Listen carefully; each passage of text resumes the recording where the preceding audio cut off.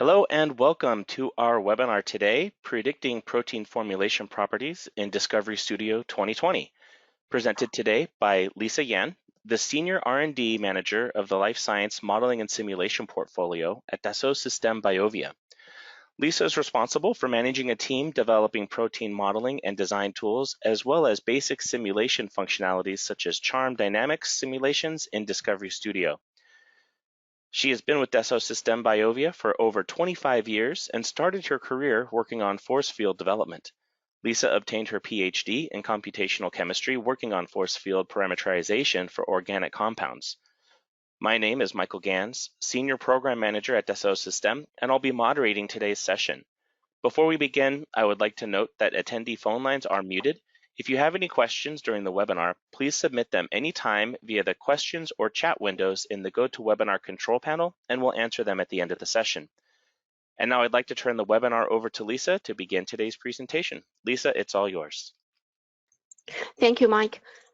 Discovery Studio 2020 released on the end of last year. Our marketing manager, Tian Lu, gave a general introduction of the new features for Discovery Studio a couple of months ago. Today, I will take a deep dive to discuss protein formulation property prediction new features in this the latest release. I will talk about the new methodology, the theory, the validation, followed by a short demo. So, optimizing protein formulations are critical for ensure the success of commercial development of protein biotherapeutics. It is well known that proteins or antibodies with poor formulation could lead to failures in production, storage, and administration. If a protein with poor formulation being lead to the late stage of development, it could cause high risk for the late stage and could even stop, causing a failure for the whole development. So optimizing or screening the antibody and protein drug candidate in early development stage is necessary to ensure the success of the project.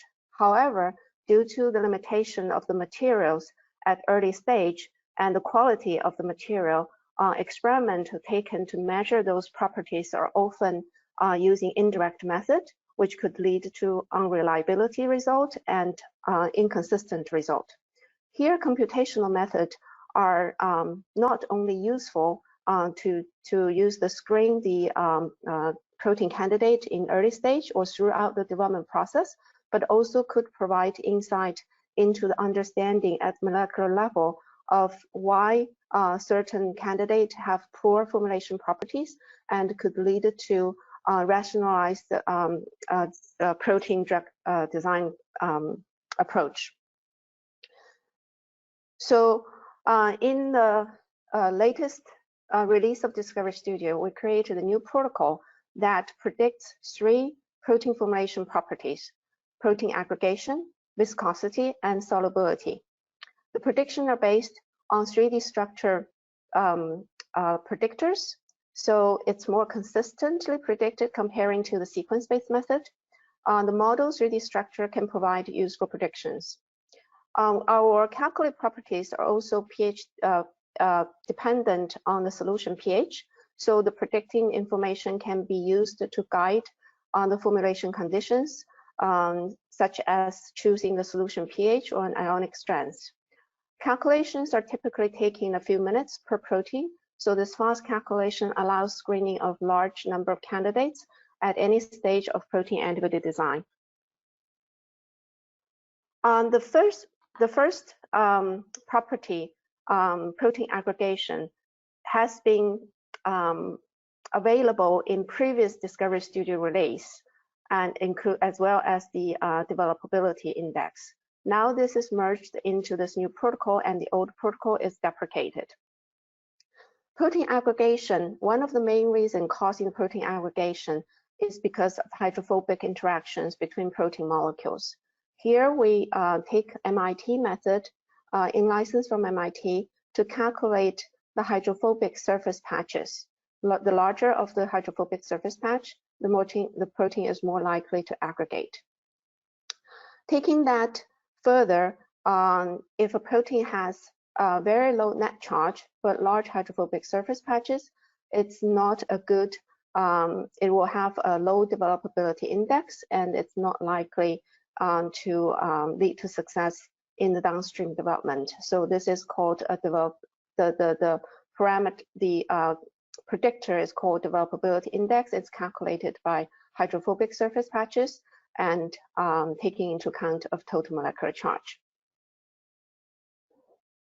Similarly, we in-licensed the method from the same group at MIT, Professor Trout's group, to predict antibody viscosity.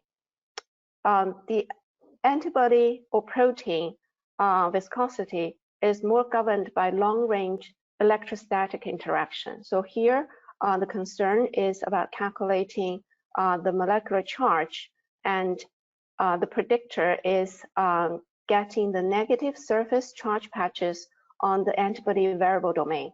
So this method is only tested, applicable for antibody, not general for other proteins. And the method is validated on 3 data sets from 3 different companies, Novartis, Pfizer, and AstraZeneca. And they show that using this method, you can picking out the candidate which could lead to viscosity problems in high concentration.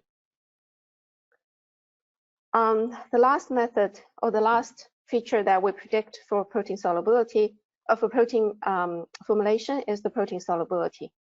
Protein solubility is a measure of protein molecule in crystal and the energy of moving the molecule from crystal into the water solvent. There are a few factors that we can measure or predict that related to reflect the protein solubility. First, it's a force to move a protein molecule from a low dielectric media, such as the crystal, into the high dielectric media, the water solvent. For this force, we do not consider the specific or any molecular interactions between the protein molecules in the crystal. We're simply taking into account of the crystal as a low dielectric media, which is about, the dielectric constant is about 50, into a high dielectric media with water dielectric constant of 80. Then the next step is to consider protein-protein interaction, but non-specific molecular interaction. Those non-specific molecular interaction can be modeled by descriptors at molecular level and do not need to look into the atomic detail interactions.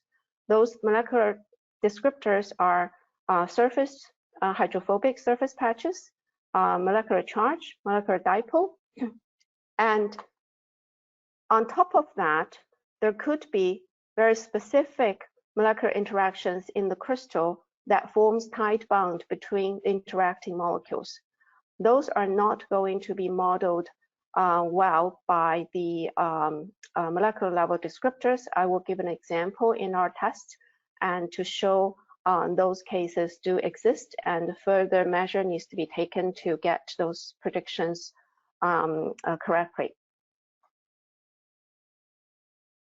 So first of all, let's take a look at just moving a particle from low dielectric media to high dielectric media. This force, this energy is modeled by using a continuum solvent model, generalized Born model. We take 6 proteins, and with their solubility, we calculate this delta delta G solvation term, and we can see that the correlations between these 6 molecules are quite well with experimentally measured solubility. However, those proteins are drastically different. They're different in size, different in charge distribution. Therefore, we can get, just using this solvation term, can predict the correlation of those 6 proteins correctly. However, imagine a protein design project where you're only making mutations and making small changes on the protein and comparing a highly homologous series of protein molecules. This salvation energy term is not enough.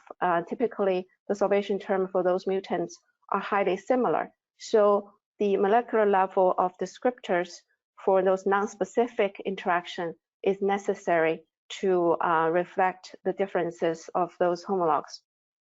Here we introduce a scoring function taking into account of total molecular charge, dipole, salvation energy term calculated by General's Bourne model, and the surface hydrophobic surface patch. And to compare a set of mutants, we take the difference between the mutant and the wild type. We call using this delta G. We call this scoring function 1. However, we did notice in our validation that protein stability also have impact to its solubility. And if a mutant is significantly unstable comparing to the wild type, it could decrease the solubility. So we added a scoring function 2 to taking into account of the stability. If a protein is much less stable for more than 4 kcal per mole comparing to the wild type, we mark the solubility to be decreased, even if the energy for salvation, the transfer energy indicating it might be more soluble. And those parameters, alpha, beta, gamma, are parameterized using a set of mutations from RNA assay. Here is the data showing the validation using the 21 mutations from RNA assay, and the parameters we decided on this set of protein gives high correlation for the 21 mutations against the experimental solubility. Then we're taking the same parameterized value for using the scoring function 1 and scoring function 2, tested on 17 proteins, total of 123 mutations. And this data set does not have the solubility of each candidate, each mutant of each protein, but only indicating whether this mutation has increased solubility or decreased solubility. So using scoring function 1, we can predict the candidate to be more soluble for 89% correctly predicted. And however, the less soluble candidate only predicted 69% correct. But if we choose to take another screening factor using the stability, the correct prediction for more soluble is slightly reduced. However, the less soluble candidate is significantly increased. The overall predictor power for scoring function is higher than the scoring function 1. A couple of more validation data set. First data set is coming from AstraZeneca, the previously MedImmune, and they had 9 full-length antibody solubility measured at solution pH of 5.6. Only the FB sequence and structure are available, so our model is based on the variable domain of the antibody. We do not have the full-length antibody sequence. So our prediction only goes to taking into account not the total molecular charge or dipole, because it does not contain the full domain of the Fab. It only has the FB domain, which is an incomplete picture. If we're taking into account of the charge and dipole, it could be misleading. So we are being cautious on this. So we're taking only the hydrophobic surface patch and the salvation energy. Here we get really high correlation. This result indicating that the series of compound or series of antibody mutations is hydrophobic driven, that controls the differences of solubility in this data series. This may not be generally applicable. So more data needs to be studied. Here is a comparison of just looking at the developability index, which is also hydrophobic driven, against the same data set from MedImmune, and comparing to ChemSol, a prediction published by the MedImmune team. ChemSol is a sequence-based method, and it has one outlier it couldn't predict correctly for this data set. So the second data set from MetaMu, it has 10 different variants. The Fab region has a PDB structure, so we model the rest of the mutations from this PDB structure as we designate this as a wild type, and then model the rest using the mutation energy protocol to calculate the structure of the other variants. And here is the ChemSol data. ChemSol has a correlation coefficient of predicted solubility against experimentally measured solubility for correlation coefficient 0.7. There are 3 mutations involving aspartic acid. If they remove these 3 charge mutations, they get a correlation much higher, 0.9. Discovery Studio, taking into account of all 10 variants, we get correlation about 0.8, which is better than the sequence-based method. If we're taking away of removing those 3 mutations involving aspartic acid, we get correlation slightly better, but it's similar predicting power whether it has the charge mutation or not. So I think in general, the prediction using structure and using the Discovery Studio method based on structure is more consistent and probably more reliable than the sequence-only method. As I said earlier, our calculated solubility properties or formulation properties is a function of solution pH. I'm going to show this for the solubility against some experimental measures. So ribonuclease A has 3 mutants, 3 variants, and they all have pH-dependent solubility curves.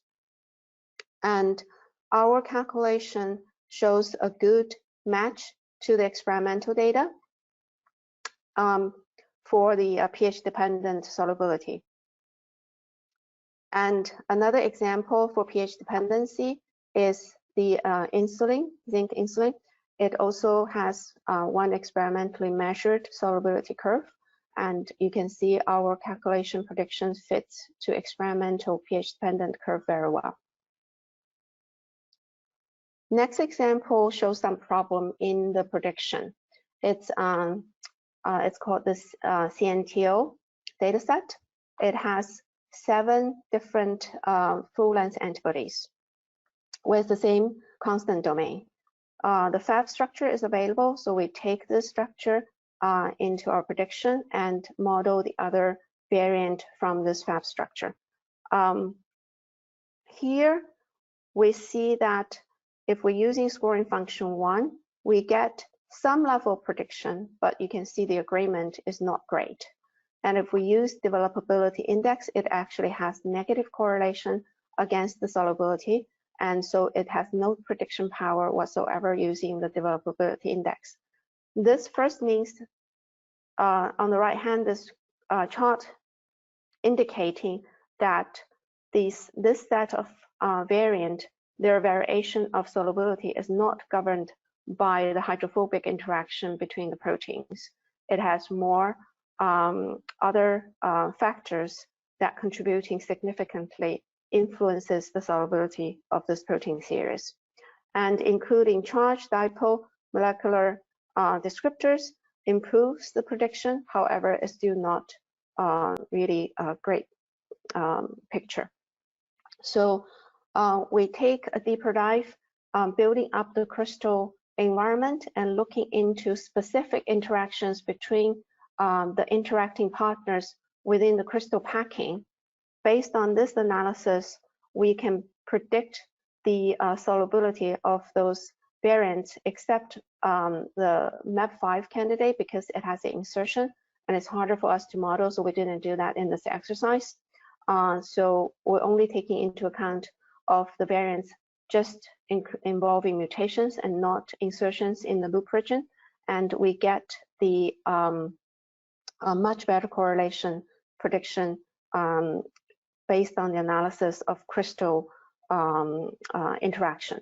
However, this is not a recommended general practice, and our tool does not provide an out-of-box solution for analyzing crystal interaction for the couple of reasons. One is that in a lot of projects, you don't really have a crystal structure. What you have is a sequence and build homology model of the protein or the antibody. Second, even if you do have a crystal structure for one of the variants, when you introduce mutations, insertions, and deletions, the crystal packing may change, the interface may change, and crystal symmetry may change. So this type of analysis may not be generally applicable in predicting protein solubility. So this is just the illustration that sometimes specific interactions are important. They cannot be completely discarded. However, we do not provide a general solution to solve this problem. So discussion, aggregation is more driven by non-specific hydrophobic interactions. There are probably a lot of other factors that could affect aggregation, such as partial unfolding, protein stability, etc., etc. But here our predictor are based on non-specific hydrophobic interactions. Viscosity is more driven by long-range electrostatic interaction, and so we're predicting this using protein charge and dipole. And our method currently is only applicable to antibody based on the charge distribution on the variable domain.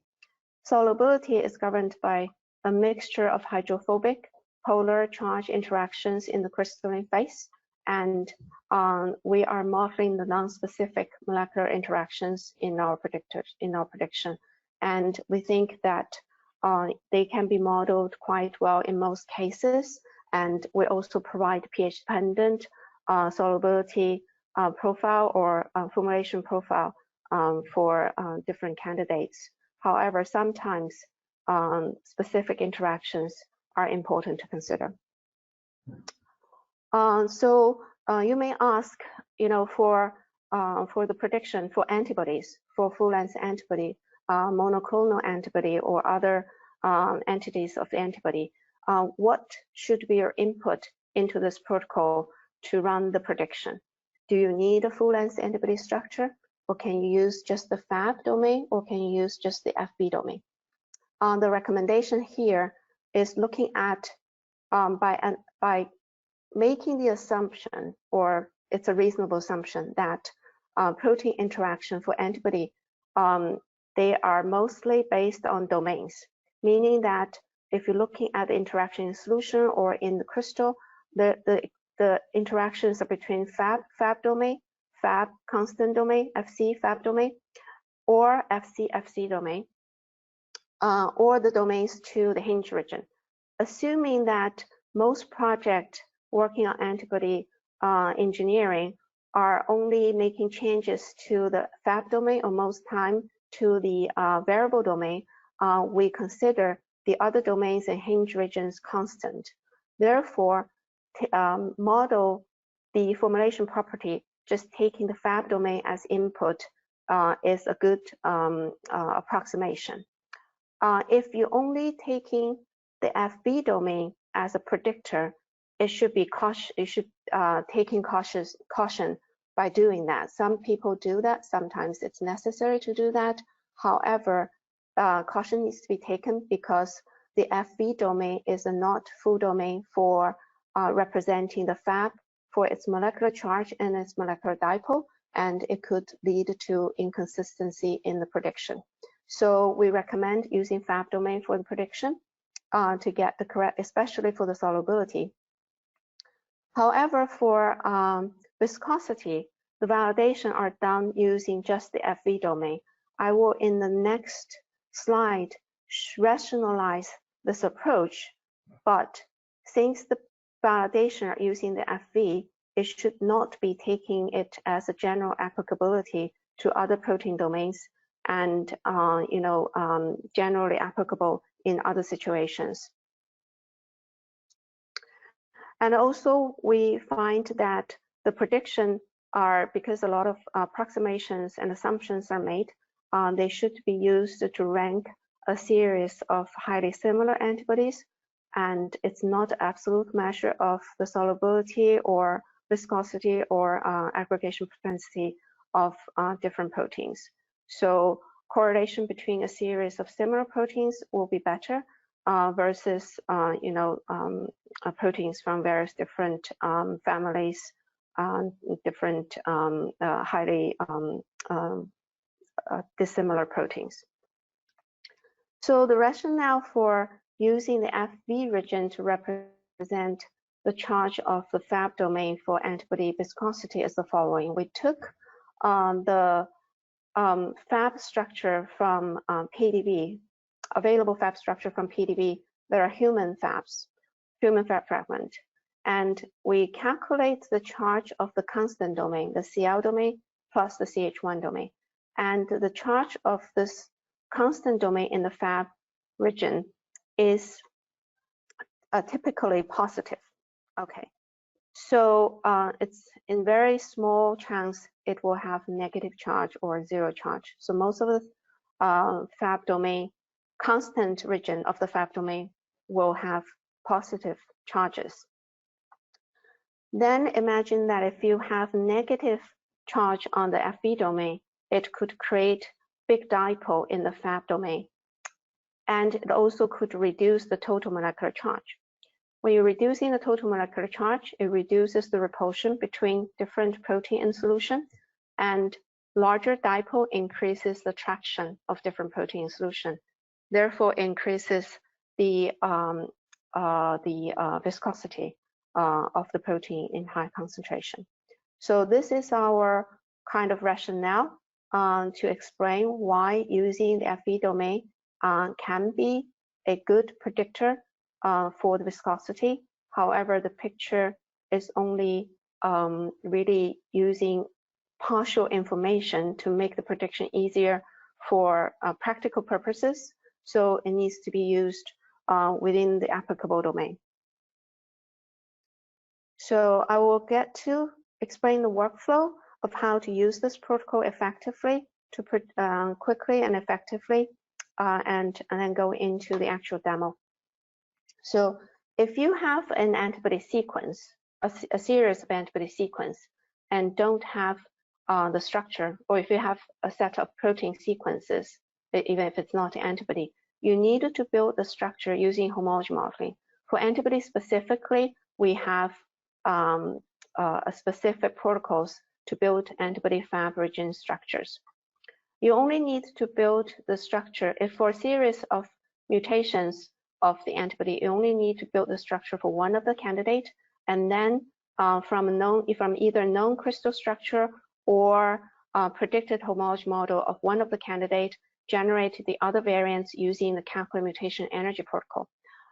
The advantage of using this is that you're not only getting the structure of those mutants, you're also getting an estimate of the stability of all those variants. And if you do want to get the annotation of the antibody sequence, so you can properly mapping the mutations to those sequences, you can use the annotated antibody sequence to set the desired residue numbering and annotate the CDR regions and domain boundaries, etc. Then after that, when you have all those structures, you run the calculate protein formulation property protocol. All right, let me switch to the demo.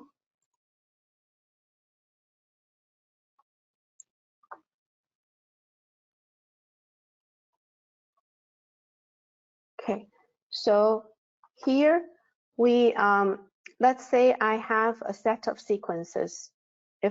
For the antibody, I'm taking the second data set as an example from AstraZeneca to show the demo here.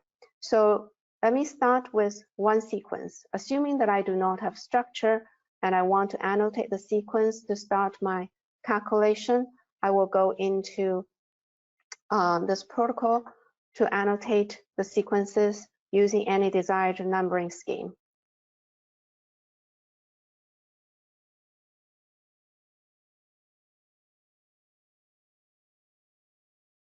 Updating the window here. So you will see the numberings and the the flyover shows you the numbering of the residues, and it also highlights the CDR regions. Okay, in my case, and with this numbering or with this annotation, you could go into model antibody modeling cascade and then build the models using all the default parameters for this particular sequence that will generate one structure, will generate the structure for this one candidate. I just want to point out, you don't really have to do this annotation before you run the model creation, but running the annotation just give you information of the sequence numbering and the domain boundaries, etc. Okay, now in my case, I do have an experimental structure available from PDB, which is 5 ANM PDB code. So I'm going to load my structure here. And with the structure loaded, I'm going to go to the protocol directly to specify mutations and build the mutants and calculate their stability profile. Okay, so I'm going to choose this protein from the window and specify I only need a single point mutation, because in this data series, each candidate has 1 point mutation against the original type, the wild type. So, but however, you could choose double, triple, or specific mutations if you do have those in your case. So clicking on this brings up the dialog and shows the selected residue, which are the residue I want to introduce mutation into. Then I could select residues to introduce mutation on each position. If I put the 2 different types, that means this position will create 2 mutants to each different types. And so I can list all the mutations here, etc., etc. I'm not going to go through this detail here, but I have it already pre-generated according to the paper. Those are the mutations specified for this data series. So if I click OK, and that has all the mutations specified, then I can run the protocol by pushing this button. And this mutation energy protocol can be run in parallel. I specify 4 processors. I have pre-generated data using the 4 processor. It takes about 3.5 minutes to complete the calculation for this 10 mutant data set. And once I'm done with the calculation, I'm opening up the report that shows the stability of the 10 variants against the original wild type. And most of them, there's 2 that are seriously destabilizing, and the others are having similar stability against the original protein. So now I'm going to load all the structures from the predicted, all the mutant structures. If I go back to that output folder, here under the output, the mutated structure, it has the structure of the wild type as well as all the mutant. So if I opening up this wild type first and drag the rest of the protein into the same window, then I get all the variants in here, and going to go back to the protocol to calculate the protein formulation properties. Here I'm opening this up, and you can see you can specify the solution pH. In this particular case, I think the experimental are done at pH 7.0, so I'm going to change it to 7.0. You can specify the ionic strength, and it will calculate solubility score with those parameters that were parameterized, and you can make changes. If you only have FE domain, recommending putting the dipole and charge scaling to 0, so only using the aggregation propensity and Formulation term, and DI score for the viscosity, and DI score for the aggregation propensity and viscosity. So this also can be run in parallel, coarse grain parallelization, and this is the condition I used to run this. And I'm going to show you my pre-generated data. For this data set, it took about 6 minutes to finish. If I bring up the view result,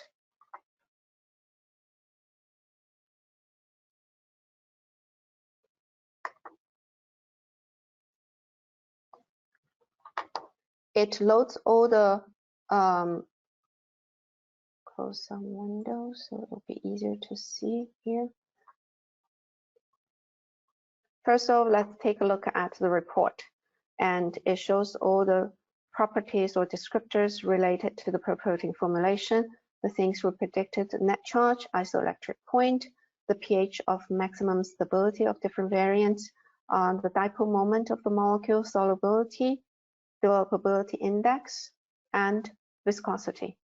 Okay, so I also loaded up all the proteins with their predicted scores into the molecule window.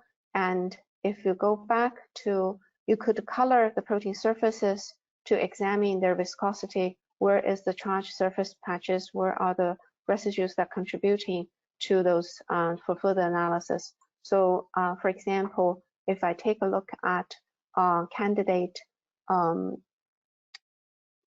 mutation 6 with mutations at position 100A on the heavy chain, this one gives the worst, viscosity score comparing to the wild type. So if I'm going back to the screen here and finding that candidate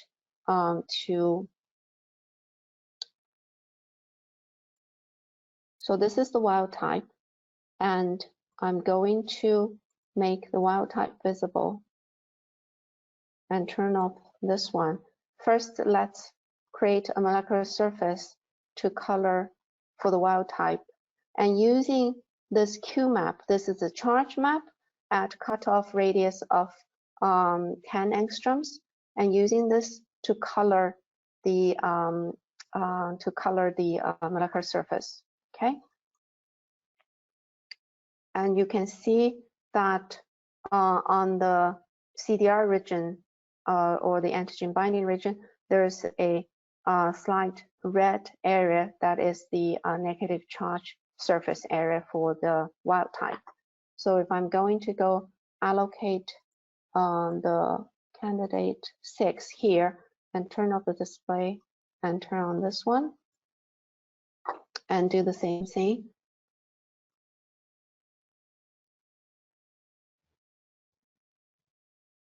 And turn this one back on and viewing this in tiled molecule window.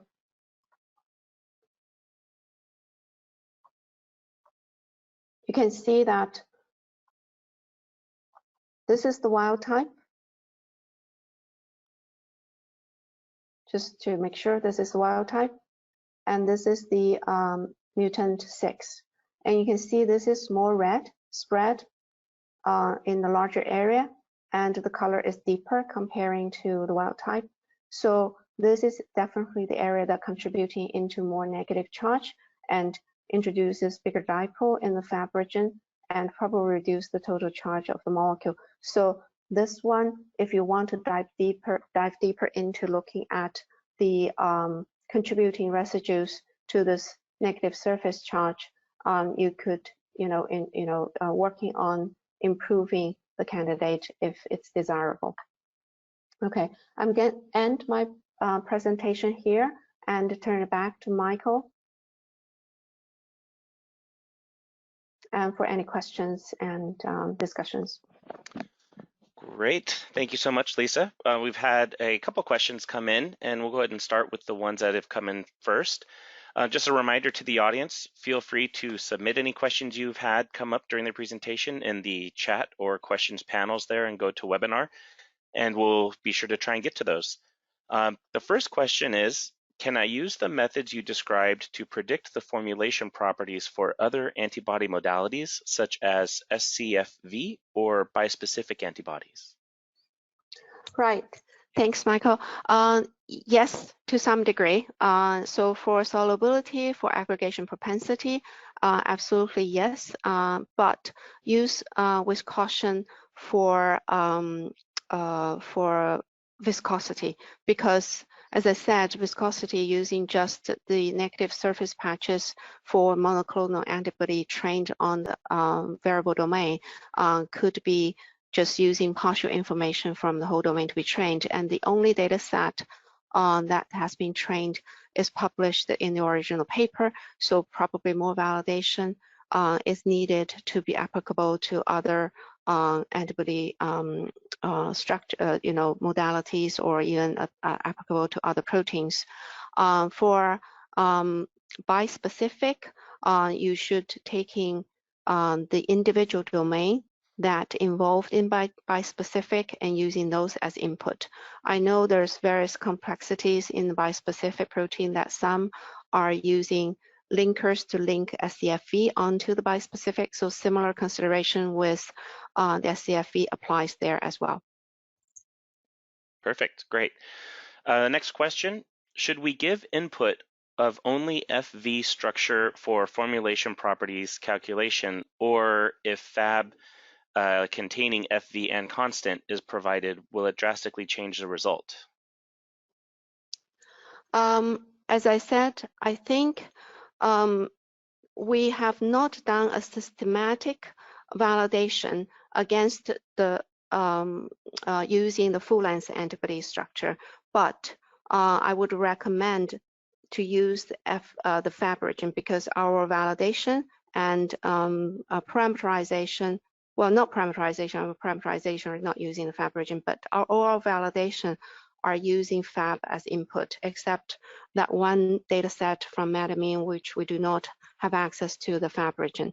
So I would highly recommend to use the Fab region for several reasons. One is that if you use full-length antibody, we all know that the flexibility of different domains in the full-length could be very different, could be very highly flexible, so the domain arrangement could be very different. So if we calculate the total molecular charge of the full-length, which are not quite the integral part involving in the detailed interaction in the solution or in the crystal, that could be leading to incorrect prediction. But on the other hand, using just the FV could lead to missing information as well. So our recommendation for, if you're working on antibody, we would recommend to use the Fab region as input. Very good, thank you. The next question, during formulation, can we increase net charge dipole moment to increase solubility by adding salt for a positive charge, for example? Yes, to some degree. You definitely are adding excipient, adding charges, etc., to guiding or improving your formulation conditions. Here, I think our goal is to optimize the protein from the beginning and leaving those solution optimizations to the later stage when you are settled on specific protein already. And there are methods predicting excipient for your formulation as well. We're in consideration of working on those methods as well. Perfect. And then could you maybe give a little bit more detail around the use or purpose of docking?